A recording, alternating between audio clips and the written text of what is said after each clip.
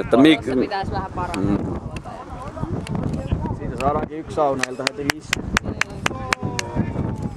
tai kaksi. Aina hyviä keinoja.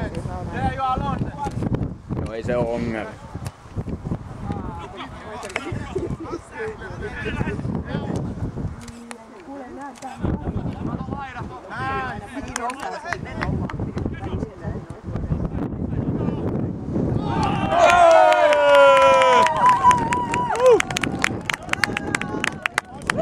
Se oli FC Amsin ensimmäinen maali ja maalintekijä oli Juha Nyrhilä oli maalinen tekijä.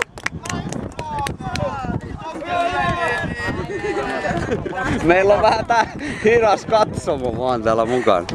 Täytyy tukea niin joukkoja. Onneksi rupesi justiin kuvaamaan, että sai edes videollinen. Meni kyllä itselleen vähän halvaa. Maradona koskee. No jo keriin. Yhden juodakin. On täynnä käydä.